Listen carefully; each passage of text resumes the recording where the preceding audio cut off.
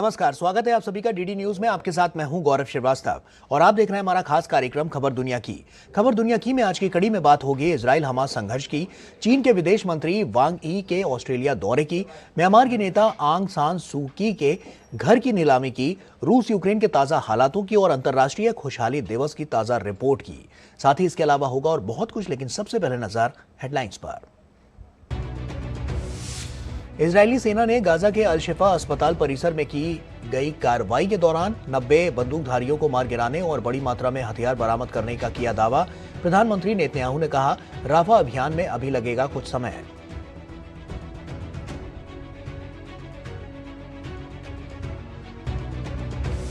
रूस और यूक्रेन ने तेज किए हमले। यूक्रेनी ड्रोन ने रूसी बम वर्षक हवाई अड्डे को बनाया निशाना। रूस के बेलगोरोड में यूक्रेन की गोलाबारी में एक की मौत। रूस ने खार्किव पर दागी मिसाइल, कम से कम 3 की मौत, कई घायल। राष्ट्रपति पुतिन ने कहा, जल्द मजबूत की जाएगी सीमा की सुरक्षा।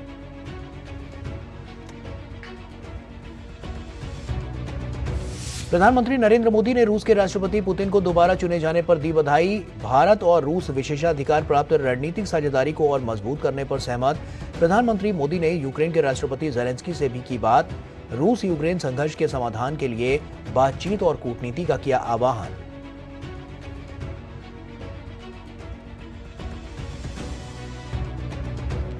7 साल बाद चीन के किसी बड़े नेता का ऑस्ट्रेलिया दौरा। विदेश मंत्री वांग यी ने अपनी ऑस्ट्रेलियाई समकक्ष पेनी वोंग और पीएम अल्बनीज से की मुलाकात। आपसी संबंधों को मजबूत बनाने का किया आह्वान।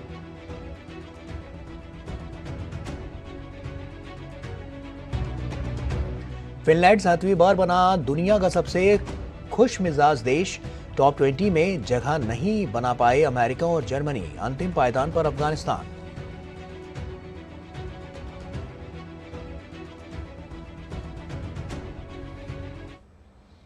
और आइए शुरुआत करते हैं और सबसे पहले बात करते हैं एशिया की।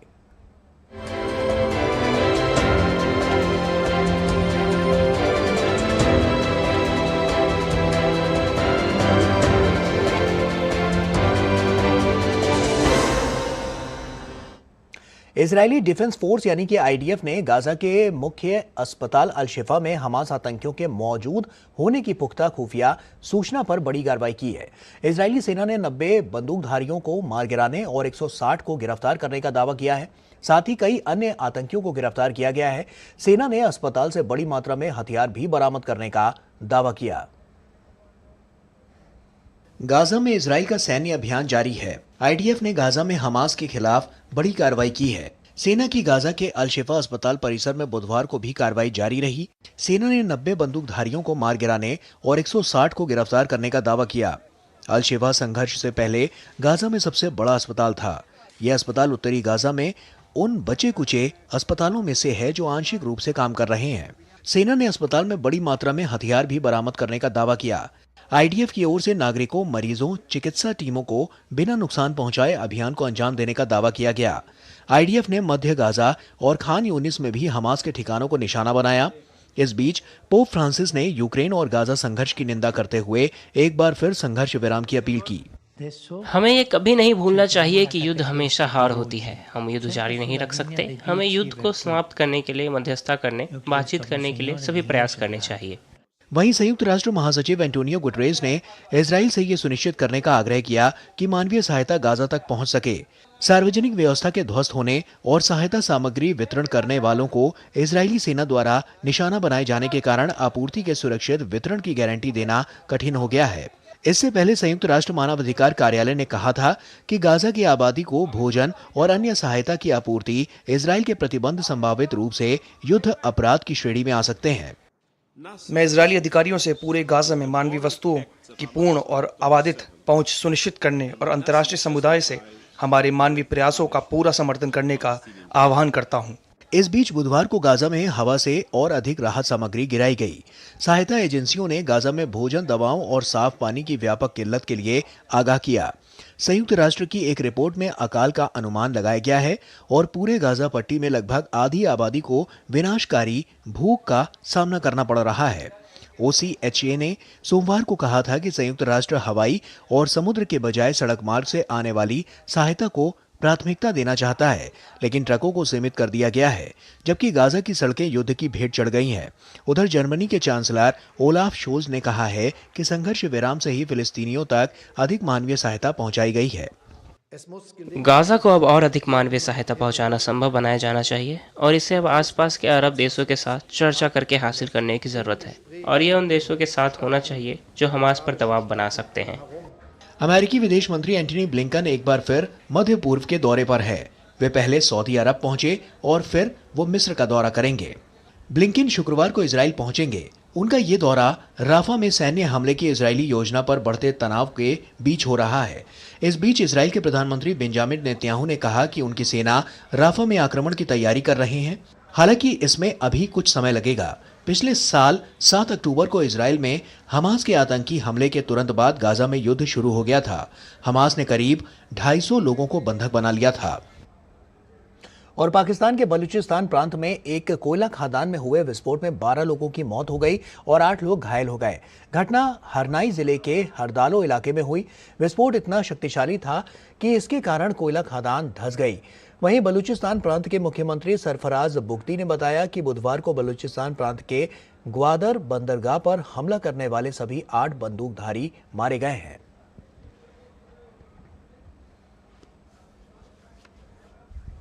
और वक्त यहां पर एक छोटे से ब्रेक का है, जल्द लौटते हैं।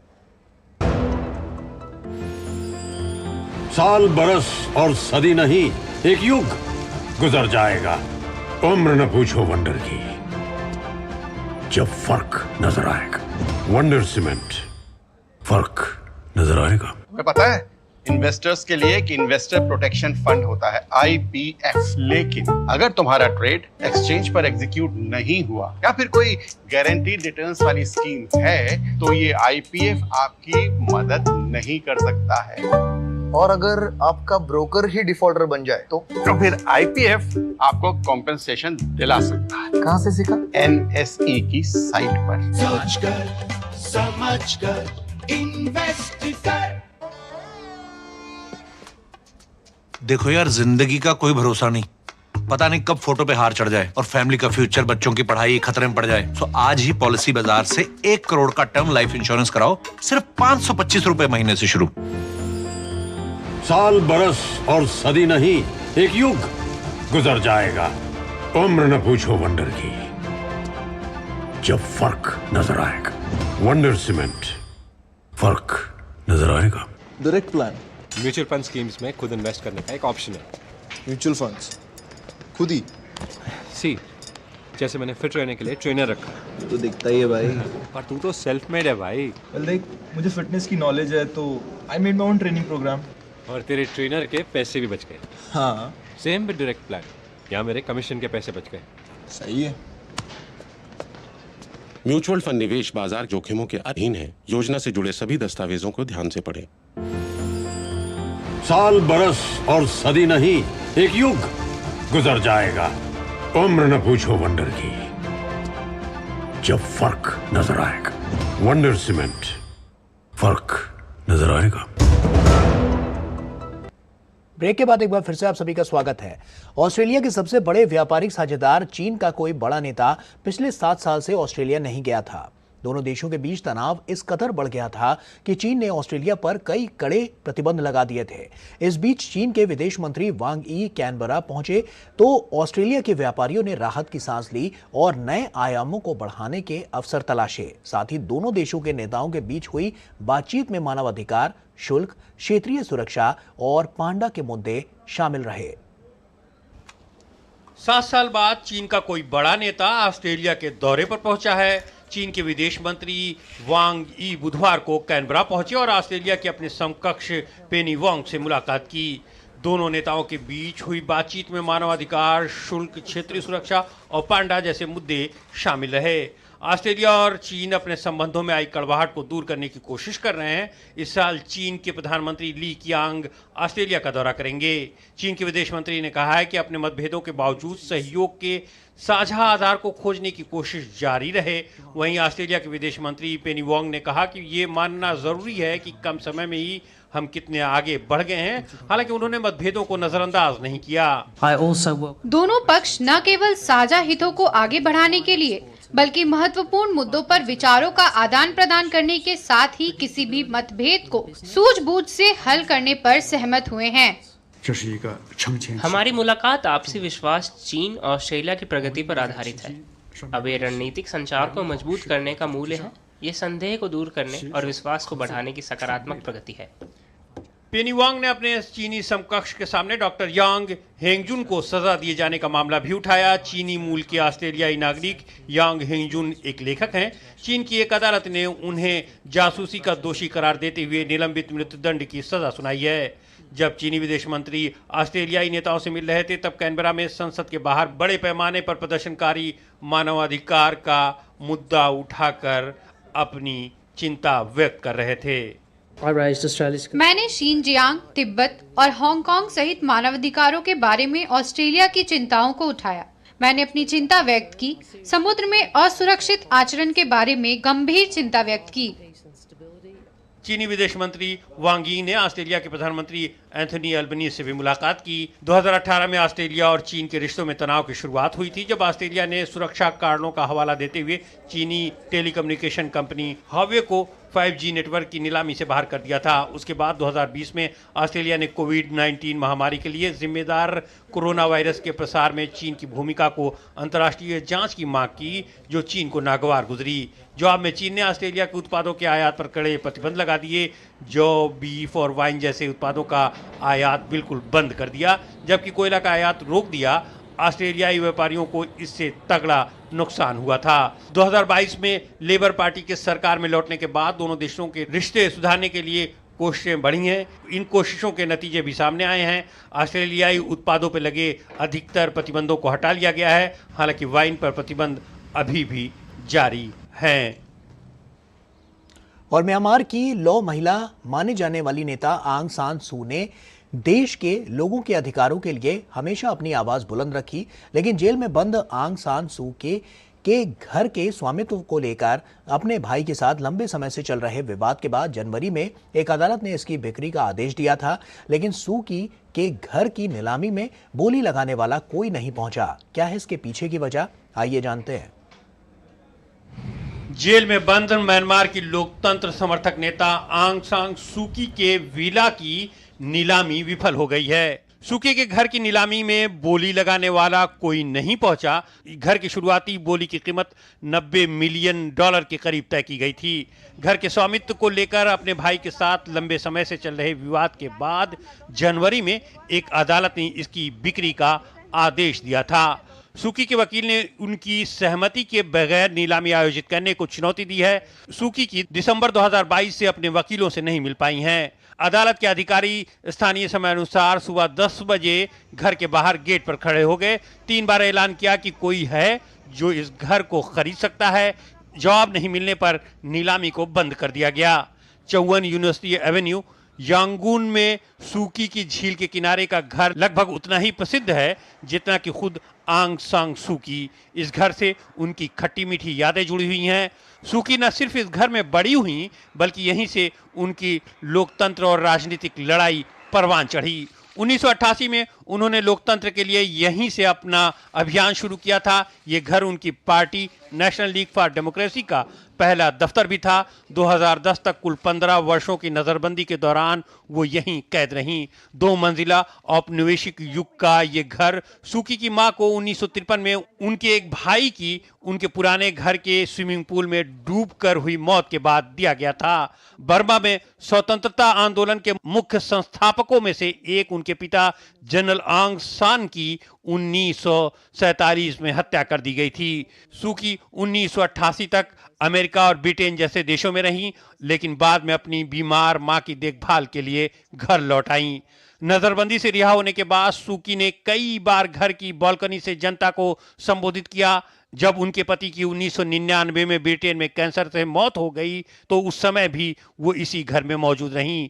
सूकी उन्हें देखने के लिए जाने में असमर्थ थीं। सूकी को ऐसा लगता था कि अगर वो ऐसा करेंगी तो सेना उन्हें म्यांमार लौटने की अनुमति नहीं देगी। 2009 में एक अमेरिकी व्यक्ति ने उन्हें देखने के लिए झील को तैरकर पार किया, हालांकि इसके लिए उसे 3 साल की सजा भुगतनी पड़ी। 2010 में रिहा होने के बाद सूकी ने अपने राजनीतिक सहयोगियों और विश्व नेताओं से मुलाकात की।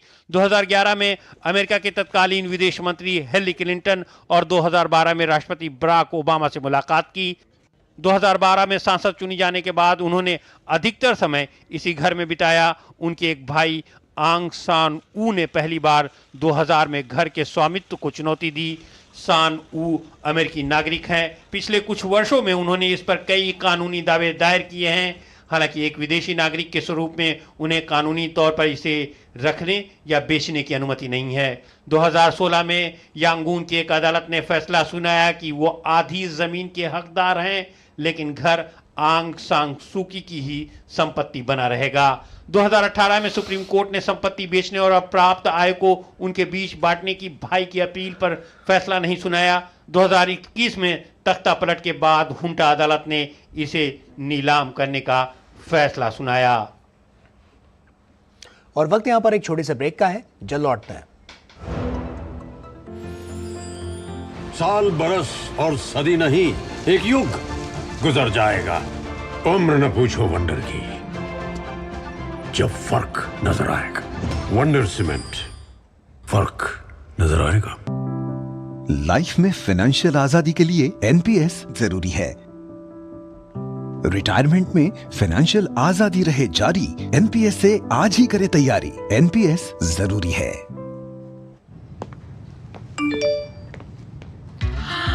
$10 लाख की लॉटरी मुझे, वाओ! फर्जी ऑफर्स से सावधान। आरबीआई कहता है जानकार बनिए, सतर्क रहिए। साल बरस और सदी नहीं, एक युग गुजर जाएगा। उम्र न पूछो वंडर की, जब फर्क नजर आएगा। वंडर सीमेंट, फर्क नजर आएगा। Delivery boy has picked your order. अरे भाई पता है भूख लगी है। 30 मिनट का मैसेज नोटिफिकेशन आया था ना। मैसेज के सारे थोड़ी बैठ सकते हैं। कल आपने कुछ शेयर्स बेचे थे ना? हाँ, तो चेक किया? मैसेज आया तो था। सिर्फ मैसेज काफी नहीं है। आप शेयर मार्केट में कोई भी ट्रांजैक्शन करते हैं ना, तो स्टॉक एक्सचेंज से आए एसएमएस या ईमेल को अपने डीमैट अकाउंट और बैंक स्टेटमेंट के साथ भी टैली कीजिए। बेटा भूख में ना दिमाग बंद हो जाता है। सोच कर समझ कर इन्वेस्ट कर। साल बरस और सदी नहीं, एक युग गुजर जाएगा। उम्र न पूछो वंडर की, जब फर्क नजर आएगा। वंडर सीमेंट, फर्क नजर आएगा। और अब बात यूरोप की।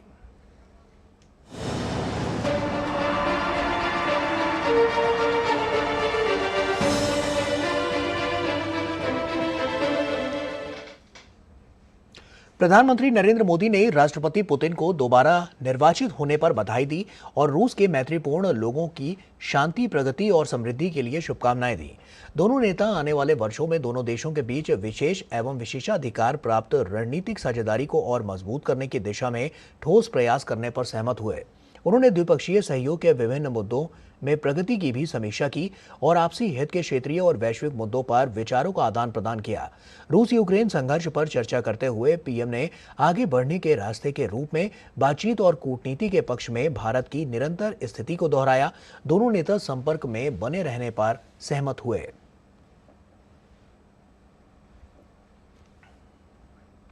और प्रधानमंत्री नरेंद्र मोदी ने रूस के राष्ट्रपति व्लादिमीर पुतिन के साथ टेलीफोन पर बातचीत की।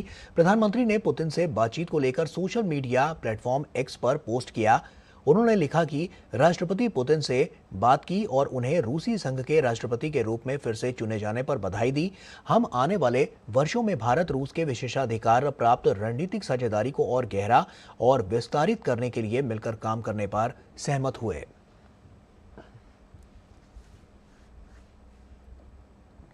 प्रधानमंत्री नरेंद्र मोदी ने आज यूक्रेन के राष्ट्रपति वोलोदिमीर ज़ेलेंस्की से टेलीफोन पर बातचीत की।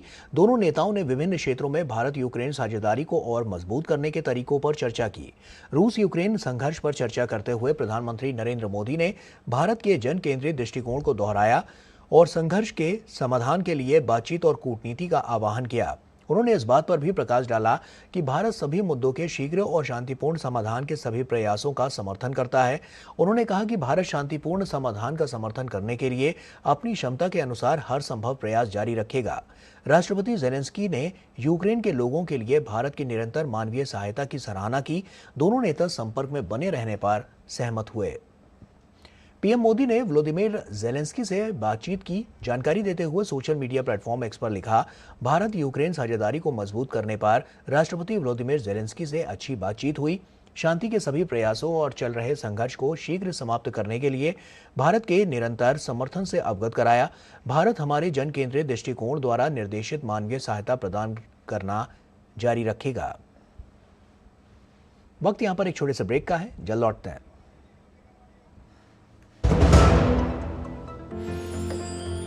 साल बरस और सदी नहीं, एक युग गुजर जाएगा। उम्र न पूछो वंडर की, जब फर्क नजर आएगा। वंडर सीमेंट, फर्क नजर आएगा। टेक स्टार्टअप सॉलिड था, प्लान था कड़क, करना था समथिंग ग्रेट, पर शुरू से प्रॉब्लम्स ने घेरा यूं कि बिजनेस हुआ अपना लम्बेट। बिजनेस गुरु की जरूरत थी खास, सीधे गए SBI स्टार्टअप ब्रांच पे तो खुल गया success. Startup advisory and support SBI startup branch पे। साल बरस और सदी नहीं, एक युग गुजर जाएगा। उम्र न पूछो वंडर की, जब फर्क नजर आएगा। वंडर सीमेंट, फर्क नजर आएगा। ब्रेक के बाद एक बार फिर से आप सभी का स्वागत है। रूस यूक्रेन का युद्ध समय के साथ रह रहकर और तेज होता जा रहा है। एक तरफ तो रूस यूक्रेन पर हमलावर है, वहीं यूक्रेन भी रूस पर पलटवार करने में पीछे नहीं है। ताजा संघर्ष में दोनों देश एक दूसरे के क्षेत्रों को ड्रोन और मिसाइलों से निशाना बना रहे हैं। इसी कड़ी में यूक्रेन ने ड्रोन हमले में रूस के भीतर एंगल्स हवाई बेस को निशाना बनाने का दावा किया। साथ ही दोनों देशों के अलग अलग क्षेत्रों में हमलों की हलचल और तेज हो गई है। क्या है ताजा स्थिति, देखिए इस रिपोर्ट में। रूस और यूक्रेन युद्ध के मोर्चों के अलावा एक दूसरे के क्षेत्रों को ड्रोन और मिसाइलों से निशाना बना रहे हैं। यूक्रेन ने ड्रोन हमले में रूस के भीतर एंगल्स हवाई बेस को निशाना बनाने का दावा किया है। यूक्रेन इस हमले में हुए नुकसान का आकलन कर रहा है। इससे पहले जिस क्षेत्र में बेस स्थित है, वहां के गवर्नर ने एंगल्स शहर के पास यूक्रेनी ड्रोन को मार गिराने की बात कही थी। हालांकि उन्होंने इसमें किसी तरह की क्षति की कोई जानकारी नहीं दी थी। ये बेस सेरोटोव के पास है और रूस की लंबी दूरी के रणनीतिक बमवर्षक बेड़े का यह मुख्य केंद्र है। उधर बेलगोरोड क्षेत्र में यूक्रेन की ओर से गोलीबारी जारी है। बुधवार को गोलीबारी में एक व्यक्ति की मौत हो गई। इस बीच क्षेत्र के गवर्नर ने गोलीबारी की चपेट में आने वाले इलाकों के लोगों को यहां से निकल जाने के लिए कहा है। उन्होंने कहा कि क्षेत्र से बच्चों को निकालने का काम जारी है। निकाले जाने वालों की सूची में 9,000 नाम शामिल हैं। 1200 बच्चे शुक्रवार को यहां से रवाना होंगे। वहीं रूसी रक्षा मंत्रालय ने बेलगोरोड के कोजिनका गांव को यूक्रेनी सेना से खाली करा लेने का दावा किया है। इस बीच राष्ट्रपति पुतिन ने कहा कि रूस अपने सीमावर्ती क्षेत्रों की सुरक्षा सुनिश्चित करेगा, जहां यूक्रेन से अक्सर गोलीबारी होती रहती है। उनके पास जवाब देने की योजना है, लेकिन वे यूक्रेन के रिहायशी इलाकों पर हमला नहीं करेंगे। वहीं रूस ने भी यूक्रेन के खार्किव में 8 मंजिला इमारत और फैक्ट्री को निशाना बनाया है, जिसमें 3 लोगों की मौत हो गई है, जबकि 5 लोग घायल हैं। हमले वाली जगह पर आग लग गई है। इस बीच रूस के रक्षा मंत्री ने चालू वर्ष के अंत तक रूसी सेना की ताकत बढ़ाने की घोषणा की है। रूसी सेना में 14 डिवीजन और 16 ब्रिगेड सहित 30 नई इकाइयों का गठन किया जाएगा।